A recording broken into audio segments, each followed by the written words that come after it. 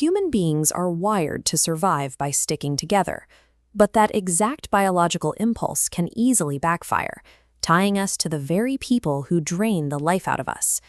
When we rely entirely on a dysfunctional family or a highly reactive group for our emotional stability, we fall into a codependency trap. Leaving feels impossible, but staying is exhausting. In the mid-20th century, psychiatrist Murray Bowen spent years observing these exact family systems and gave this trap a name: emotional fusion. When a group experiences chronic anxiety, human biology overrides individual logic. The brain forces these separate minds to collapse into a single, highly reactive emotional unit. The group begins pulsing with shared panic. This happens because the brain chemically equates social isolation with physical death. Your nervous system convinces you that leaving the group means you won't survive. The tragic result is a harsh compromise. Staying in a highly reactive environment might guarantee your physical safety, but it demands the slow, absolute death of your individual identity. Today, the popular cultural advice for dealing with this is simple: go no contact. Block their numbers, ghost the family, and run. Bowen had a clinical term for this exact reaction. When a person snaps their connection and flees the system, he called it emotional cutoff. But look closely at that isolated node. It is physically distant, but it is still glowing at the exact same frequency as the main cluster. Slamming the door provides immediate relief from surface anxiety, but it doesn't build emotional maturity. You might live 1,000 miles away, but the toxic dynamic still dictates your actions. You bring that same defensive posture and that same fear of engulfment into your workplace and your new relationships. You haven't escaped the system, you've just relocated it. Physical distance is treating a symptom. It does absolutely nothing to cure the underlying disease of emotional enmeshment. When you finally decide to genuinely untangle yourself from the group, the immediate reward isn't relief. It is a crushing weight of guilt, usually accompanied by loud accusations of betrayal. To navigate this, we have to look at the work of early 20th century psychologist Alfred Adler, who focused heavily on individual reliance and social harmony. Adler argued that to live functionally within society, we must develop the courage to be disliked.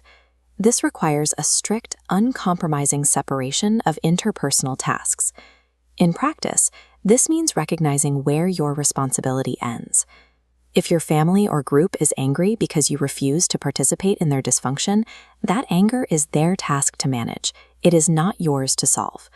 The guilt you feel in that moment does not mean you have committed a betrayal. It is simply the biological tax your nervous system must pay to transition into true independence. Overcoming that guilt clears the way for the real clinical target: self-differentiation.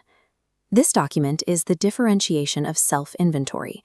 It is a tool psychologists use to measure an individual's ability to separate their goal-directed intellectual thinking from their automatic emotional reactions. True differentiation looks like this.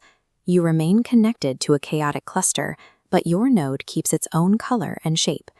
You stay emotionally present in the room, but you refuse to absorb or mirror the group's anxiety.